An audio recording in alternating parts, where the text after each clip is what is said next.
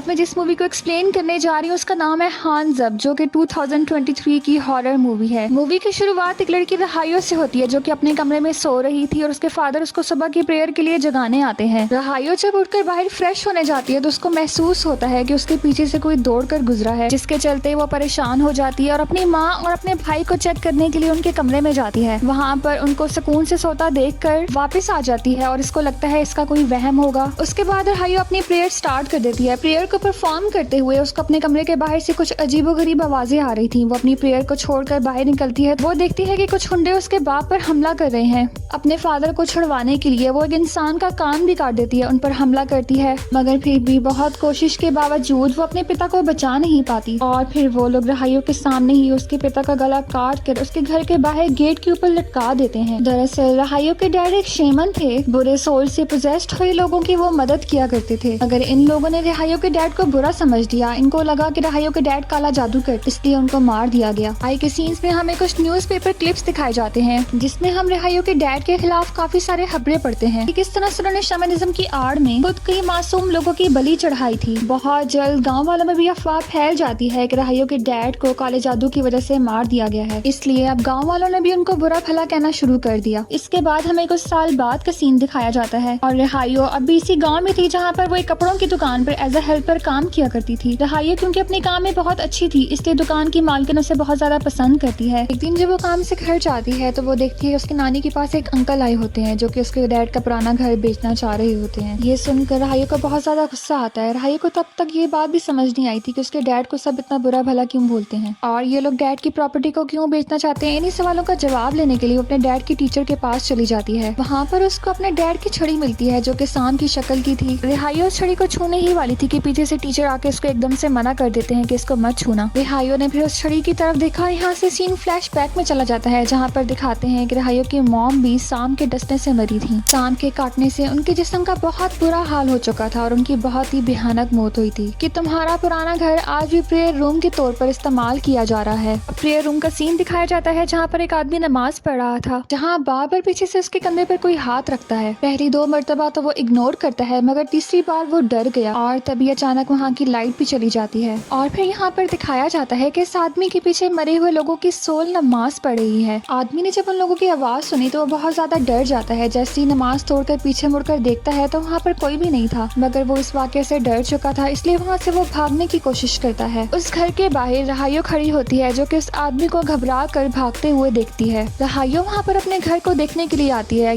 लेकिन क्योंकि अब वो प्रेयर रूम बन चुका था इसलिए वो भी वहाँ पर प्रेयर पढ़ती है। मगर जब रहायो भी यहाँ पर प्रेयर परफॉर्म कर रही होती है तो उसके साथ भी यहाँ पर बहुत अजीबोगरीब चीजें होती हैं, जैसे कि लाइट के चले जाना। रहायो के पीछे बहुत सारी खवातीन की सोल नमाज पढ़ी होती है। रहायो उनको देखकर चीख कर भागने की कोशिश करती है, मगर वो एक पर्दे में फंस जाती है और यहीं से फिर से सीन एक बार फ्लैशबैक में चला जाता है। ये वो टाइम था जहाँ पर उसके डैड जिंदा थे और वो पोजेस्ड हुए लोगों में से इविल एनर्जी को निकालने का काम किया करते थे। रहायो ने देखा था कि किस तरह से उसके डैड ने इस आदमी के अंदर से इविल एनर्जी को अपने अंदर समा लिया था और फिर उनके मुंह के अंदर से एक सांप निकला जो कि पोजेस्ड हुए आदमी के अंदर चला गया। उसके अंदर से एक और सांप निकाला और उसको मार दिया और फिर वो सांप जो उसके डैड के मुंह से निकला था वो रहायो को डसने ही वाला था कि उसके डैड ने सांप को छड़ी में तब्दील कर दिया। और रहायो ने जो छड़ी देखी थी वो असल में एक सांप था जिसके अंदर जादुई ताकतें हो सकती थी। सीन फिर से प्रेजेंट में आता है और दिखाते हैं कि रहायो वहाँ से डर कर उस प्रेयर रूम से भाग जाती है। अगले दिन सुबह फिर सब कुछ नॉर्मल रूटीन में आ गया था। रहायो अपनी शॉप में होती है और आज शॉप पे कस्टमर्स भी पहले से ज्यादा आए थे। ज्यादा कस्टमर्स आने की वजह से उसके साथ वाली शॉपकीपर ये देखकर उससे जेलस होने लगी और उसको बुरा भला कहने लगी। शॉपकीपर की ये सब बातें सुनकर रहायो को बहुत ज्यादा गुस्सा आ जाता है और उसकी आंखें एकदम से सफेद पड़ जाती हैं और गुस्से में रहायो उस शॉपकीपर का गला दबाने लगती है। बाकी सब लोग उसको छुड़वाने के लिए आगे बढ़ते हैं, मगर ऐसा समझो कि रहायो जैसे किसी के वश में थी। वो बिल्कुल आपे से बाहर हो रही थी और किसी के कंट्रोल में नहीं आ रही थी। रहायो की सफेद आंखें देख के आसपास के सभी लोग उससे डर जाते हैं, मगर उसका दोस्त उनको बताता है कि रात रहायो अपने घर गई। हाँ, पर उसके डैड इविल सोल्स को कैद करके रखते थे। शायद उन्हीं में से किसी एक सोल ने रहायो को पोजेस्ट कर लिया हो। इसके बाद रहायो अपने घर आ जाती है। उसकी नानी उसे शॉप पर हुए वाकये के बारे में सवाल करती है। नानी एक बार फिर से सवाल करती है कि क्या वाकई उसको उस घर में कल किसी आत्मा ने परेशान किया, मगर रहायो उनके किसी सवाल का जवाब नहीं देती। तो यहाँ पर नानी उसको एक मंत्र देती है और उससे कहती है कि अगर अगली बार तुम्हारे साथ ऐसा कुछ भी हुआ तो तुमने ये मंत्र पढ़ना है। शायद वो आत्माएं तुमसे डर जाएं। यहाँ पर नानी रहायो को समझाती भी है कि तुम्हारा वहाँ पर वापस जाना अब ठीक नहीं होगा और उसको दोबारा वहाँ पर जाने से मना करती। मगर रहायो तो जैसे फिर से पोजेस्ड हो गई थी। वो फिर से किसी तरह उस कमरे के बाहर पहुँच जाती है। वहाँ जाकर वो देखती है कि एक आदमी अंदर नमाज पढ़ रहा होता है, मगर उस आदमी को प्रेयर परफॉर्म करते हुए बहुत ज्यादा तकलीफ हो रही थी। रहायो जैसे ही देखती है कि उस आदमी के पीछे तो एक जिन का बच्चा लटका हुआ है जिसकी वजह से उसको तकलीफ हो रही थी। फिर रहायो खुद भी वहाँ पे नमाज परफॉर्म करने लगती है, मगर इस बार भी उसको प्रेयर परफॉर्म करते हुए अपने आसपास कुछ सोल्स के पांव नजर आते हैं, जिनको देख वो बहुत ज्यादा डर जाती है और जल्दी से वो मंत्र पढ़ना शुरू करती है। रहायो के मंत्र पढ़ने से मानो ऐसा कि जैसे किसी सोल को बहुत ज्यादा तकलीफ हो रही हो। वो अपना सर पकड़ के रहायो के सामने बैठ जाती है। अपने सामने बैठी सोल को देख के रहायो बहुत ज्यादा डर जाती है। वो एकदम से डर के मारे पीछे गिर जाती है। जैसे ही रहायो पीछे गिरती है उसको ऐसा लगता है कि वहाँ पे पहले से बहुत सारी सोल्स लेटी हुई थी जो कि उसको अब अपनी तरफ खींच रही थी। इसी के साथ उसको फिर से पास्ट के विजन नजर आने लगते हैं, जहाँ पर उसके डैड अपने आसपास के सोल्स की मदद से एक आदमी के ऊपर रिचुअल कर रहे थे, यानी कि उस आदमी को पोजेशन से निकाल रहे थे। जहाँ पर एकदम से रहायो आ गई। रहायो की वजह से वो रिचुअल टूट गया और सारी के सारी सोल्स रहायो को पोजेस्ड कर लेती हैं। और यहाँ पर एक ये बात भी रिवील्ड होती है कि रहायो अभी से नहीं बल्कि बचपन से ही उन इवल सोल्स से पोजेस्ड थी। हर सीन फिर से प्रेजेंट में आ जाता है और वो प्रेयर रूम से डर के घर भाग जाती है। घर जाने पर वो देखती है कि सुबह उसने जिस लड़की को मारा था वो अपने मॉम के साथ लड़ने के लिए आई थी, मगर रहायो यहाँ पर उसकी मॉम से माफी मांग लेती है। अब यहाँ पर रहायो से उसकी नानी काफी ज्यादा नाराज होती है और उसको कहती है कि मैंने तुम्हें मना किया था ना कि तुमने वहाँ पर नहीं जाना। जिसको सुनकर रहायो को भी बहुत ज्यादा गुस्सा आता है। वो अपनी नानी की बात ना मानते हुए फिर से उस प्रेयर रूम में नमाज पढ़ने चली जाती है। मगर इस बार जब वो प्रेयर परफॉर्म कर रही होती है तो उसको थोड़ा अजीब सा मंजर नजर आता है। वो देखती है कि एक छोटी रहायो किसी सोल की गोद में सर रखकर सो रही है जिसको उस आत्मा ने पोजेस्ड किया हुआ है। ये देख वो डर जाती है और वहाँ से भागने की कोशिश करती है, मगर इस बार वो बाहर निकलने के बजाय सोल्स की दुनिया में चली जाती है, जहाँ पर सभी सोल्स मिलकर उसके ऊपर हमला करने वाली होती हैं कि एकदम से अचानक उसको एक हाथ खींचता है। अब जब उसको होश आता है तो वो देखती है कि वो अपने डैड के टीचर के घर पर मौजूद थी, जहाँ पर रहायो का दोस्त भी मौजूद होता है। यहाँ पर टीचर उससे एक सवाल करते हैं कि क्या उसने किसी जिन किसी आत्मा को बुलाया है, जिस पर रहायो चौंक जाती है और वो टीचर को बताती है कि नहीं ऐसा नहीं, मैंने तो उनको भगाने के लिए एक मंत्र पढ़ा था। जिस पर वो टीचर उसको बताते हैं कि वो मंत्र पढ़ने से एक शैतान उसके साथ जुड़ गया है। फिर यहाँ पर टीचर उसको बताते हैं कि बचपन में ही तुम एक इवल सोल ने पोजेस्ड कर लिया था और तुम्हारा एक्सॉर्सिज्म करने के लिए एक सिंतोड नामी शख्स जो कि तुम्हारे डैड के अंकल थे वो आए थे, मगर वो प्रॉपर तुम्हारा एक्सॉर्स नहीं कर पाए। और फिर अब जब तुम उस घर में दोबारा वापस लौटी तो तुमने उन सारी सोल्स को दोबारा से बुला लिया। फिर टीचर उसको बताते हैं कि तुम्हारा दोबारा से एक्सॉर्सिज्म करने की जरूरत है ताकि वो तमाम सोल्स तुम्हारा पीछा छोड़ जाएं। यूं ही दिन गुजरते जाते हैं और रहायो की तबीयत और ज्यादा खराब होने लगती है और अब रहायो को हर जगह पर यहाँ तक कि अपनी शॉप पर भी सोल्स नजर आने लगी थी। अब जब अगले दिन रहायो फिर से शॉप पर जाती है तो वो ही शॉपकीपर उसको दोबारा से परेशान करने लगती है। इस बार हम रहायो में कुछ बदलता हुआ देखते हैं। हम देखते हैं कि रहायो के अंदर से एक सांप निकला है, बिल्कुल वैसा ही जैसा कि उसके बचपन में उसने देखा था, और वो सांप जाकर उस शॉपकीपर को डस लेता है जिससे वो बहुत ज्यादा तकलीफ में होती है। ये देख रहायो और उसकी नानी खुद भी बहुत ज्यादा परेशान हो जाते हैं। रात को फिर सभी गांव वाले रहायो के घर पहुंचते हैं। उसकी मॉम को डायन चुड़ैल न जाने क्या क्या बोलते हैं, मगर किसी तरह से वो टीचर उन सबको समझा कर वहाँ से भेजते हैं। लेकिन अब हम देखते हैं कि रहायो के अंदर से फिर से वो सारी शक्तियाँ जागने लगती हैं और उसके एक इशारे पर कई काले पंछी उसके घर की तरफ आ जाते हैं। और फिर तभी हमें उस शॉपकीपर को दिखाया जाता है जो कि दर्द में तड़प रही थी और वो एक काला सांप उसको आके डस के मार देता है। इसे सभी गांव वालों को दिखाया जाता है जो कि अब इस बात पे यकीन कर चुके थे कि जरूर रहायो की नानी ने ही काला जादू करवा कर उसको मरवाया है। और फिर सभी गांव वाले उनको सजा देने के लिए उस गांव से निकाल देने को कहते हैं, जहाँ पर सुरुवु आकर उनको समझाता है और उनको मशवरा देता है अगर ये सब कुछ नानी ने ही किया है तो हम एक रियल रिचुअल करवा कर देखते हैं। इस रिचुअल में एक जिंदा इंसान को मुर्दे का कफन पहना कर उससे उसके गुनाहों का कन्फेशन लिया जाता है। अगर उस इंसान ने वो गुनाह किया हो और वो झूठ बोलता है तो वो वहीं पर मर जाता है, और अगर उसने वो गुनाह ना किया हो तो वो जिंदा रहता है। अब नानी ये रिचुअल करने के लिए मान गई थी क्योंकि उसने तो ये गुनाह किया ही नहीं था। अब रात के वक्त रहायो की नानी का रिचुअल स्टार्ट होता है, मगर रहायो रिचुअल देखने के बजाय उस प्रेयर रूम में जाकर प्रेयर परफॉर्म करने लगती है। अब जब रहायो प्रेयर परफॉर्म कर रही थी तो हम एक मर्तबा फिर से देखते हैं कि बहुत सारी सोल्स उसके पीछे भी नमाज पढ़ रही होती हैं और उसको डराती हैं, मगर इस बार रहायो डरने के बजाय उन्हीं सोल्स को डरा देती है क्योंकि अब रहायो भी काफी ताकतवर बन चुकी थी। दूसरी तरफ रहायो की नानी को दिखाया जाता है जिसका रिचुअल स्टार्ट हो गया था। वो बात की कसम लेती है कि उसने ऐसा कोई काला जादू नहीं किया। फिर हम देखते हैं कि धीरे धीरे नानी अपना होश खो बैठती है। जब वो अपनी आंखें खोलती है तो वो अपने आप को किसी अलग ही दुनिया में पाती है जहाँ पर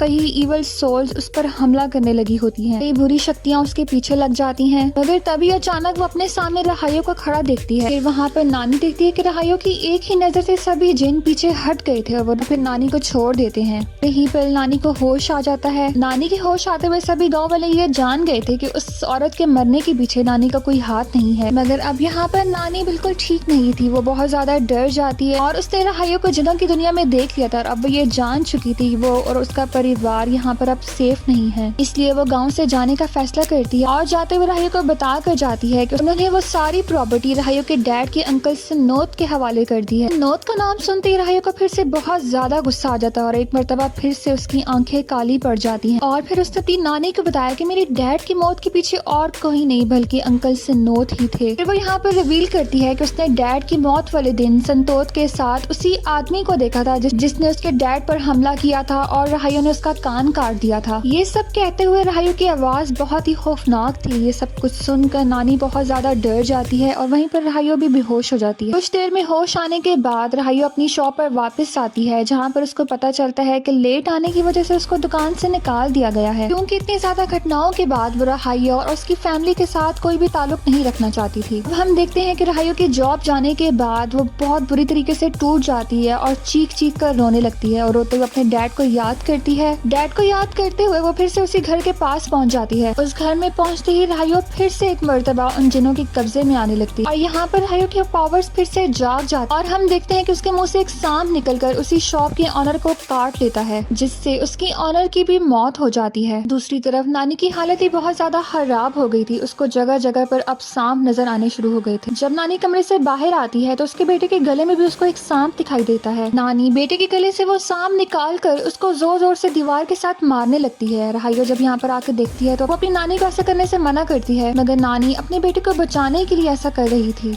जब वो होश में आती है तो वो देखती है कि वो किसी सांप को नहीं बल्कि रहायो के भाई को ही बहुत बुरी तरीके से दीवार के साथ मार रही हैं और वो अपने हेलुसिनेशन की वजह से उसी बच्चे को सांप समझने लगी थी। इसके चलते वो उस बच्चे को मार देती हैं। अब नानी से क्योंकि ये सदमा बर्दाश्त नहीं होता कि उसने किसी की जान ले ली है, इसलिए वो खुद ही सुसाइड कर लेती हैं। नानी को मरा हुआ देखकर रहायो भी वहाँ पर बेहोश हो जाती है। जब रहायो को होश आता है तो वो देखती है कि अपने डैड के अंकल सनोत की कार में है जो कि उसको अपने घर ले जा रहे थे। वहीं रहायो दोबारा से बेहोश हो जाती है। जब दोबारा उसको होश आता है तो वो खुद को सनोत के घर में पाती है जिसके सामने उसकी बीवी बैठी थी। इसके सामने सनोत की वाइफ बैठी थी जो कि उसको समझा रही थी कि तुम जिस तरह से सनोत के बारे में समझ रही हो वो ऐसा नहीं है। सनोत को तुम्हारी डैड की प्रॉपर्टी क्यों चाहिए होगी? सनोत के पास तो खुद भी बहुत सारा पैसा है। फिर वो रहायो को बताती है कि सनोत तो सिर्फ तुम्हें उन इवल सोल से बचाना चाहते हैं जो कि बचपन से तुम्हें दुख दे रही थी। सनोत की वाइफ रहायो को बताती है कि वो भी रहायो की तरह एक खास इंसान थी जिस पर जिनों का कब्जा था और सनोत ने उसका बचाया था। रहायो यहाँ पर बहुत ज्यादा रोने लगती है और वो कहती है कि मैंने खुद अपने आंखों से अपने अंदर से सांप निकलते देखा है जिसने मेरी माँ और मेरे भाई की जान ले ली है। बुलान रहायो को तसल्ली देते हुए कहती है कि ये कुछ काली शक्ति हैं जो तुम पर हावी हो रही हैं। बुलान रहायो को यकीन दिलाती है कि वो भी बहुत जल्द ठीक हो जाएगी। रात को जब बुलान अपने कमरे में सोने के लिए जाती है तो उसके ख्वाब में रहायो के भाई को दिखाया जाता है जो कि उसको बताता है कि रहायो प्रेयर रूम से कनेक्टेड है। अगर रहायो को बचाना चाहते उसका एक्सॉर्सिज्म करना पड़ेगा और इस एक्सॉर्सिज्म के लिए वो सांप वाली छड़ी बहुत ज्यादा जरूरी है जो छड़ी उसके डैड के पावर से बनी है। सुबह उठकर बुलान सब बातें अपने हस्बैंड सनोत को बताती है और सनोत वो छड़ी हासिल करने के लिए उस प्रेयर रूम में चला जाता है। जब वो उस छड़ी को उस प्रेयर रूम में ढूंढ रहे थे तो वहाँ पर उनको कुछ और काले जादू की चीजें मिल जाती हैं जिन पर कुछ इंकांटेशन पढ़ने पर सनोत को पता चलता है इस सब के पीछे रहायो के डैड के टीचर सुरवू हैं और रहायो के डैड को मरवाने के लिए भी सुरवू ने ही काला जादू किया था। ये सब जानने के बाद सनोत सुरवू से सवाल करते हैं कि तुमने आखिर ऐसा क्यों किया,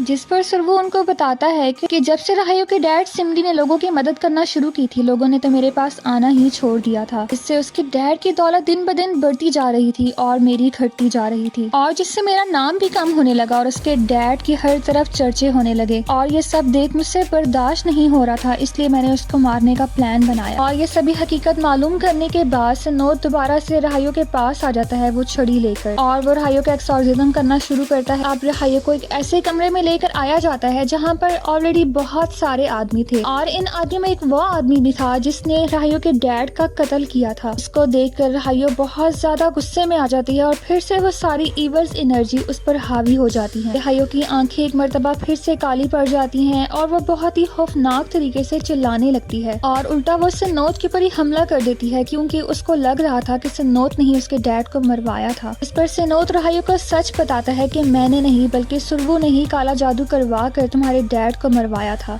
जिस पर रहायो बहुत ज्यादा चिल्ला कर बोलती है कि मैंने अभी उस आदमी को यहीं पर देखा जिसने मेरे डैड को मारा। जिस पर सिनोत ये कन्फेस करता है कि वो आदमी और कोई नहीं बल्कि मेरा बेटा था और मुझे कुछ वक्त पहले ही पता चला कि मेरा बेटा भी तुम्हारे डैड के मर्डर में शामिल है और क्योंकि मैं अपने बेटे को बचाना चाहता था इसलिए मैंने सच्चाई को छुपाई रखा, जिसकी वजह से तुम्हारी नानी और तुम्हारे भाई की भी जान चली गई। मुझे आज तक इस बात का बहुत ज्यादा अफसोस है। मगर अभी भी रहायो को सिनोत पे बहुत ज्यादा गुस्सा था क्योंकि उसने उससे ये सब सच छुपा रखा था और अब वो उसके बेटे को सजा देने के लिए उसी के बेटे को पोजेस्ट करवा लेती है और उसका बेटा इविल एनर्जी से पोजेस्ट होकर सिनोत को ही मार देता है। ये सब चीखो पुकार सुनकर बुलैन भी कमरे में आ जाती है और वो देखती है कि सिनोत तो पहले से मर चुका था और सिनोत को मारने वाला और कोई नहीं बल्कि उसका अपना बेटा था।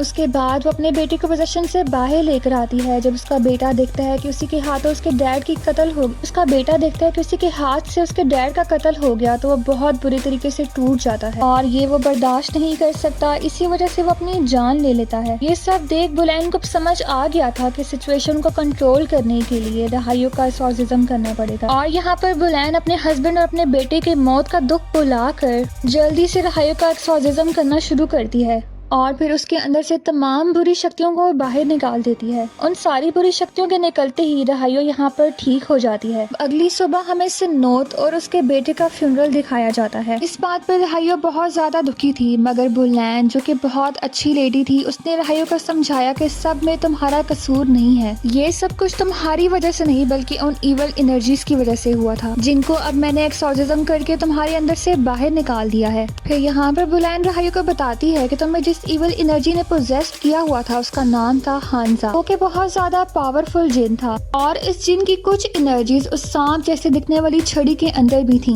और उसी से रहायो का एक्सॉर्सिज्म किया गया और अब यहाँ पे बुलैन उस छड़ी को भी डिस्ट्रॉय करवा देती है ताकि इसके बाद रहायो का ऐसी किसी चीज के साथ कनेक्शन बाकी ना रहे और बस इसी छड़ी को डिस्ट्रॉय करते हुए ये मूवी यहाँ पर खत्म हो जाती है।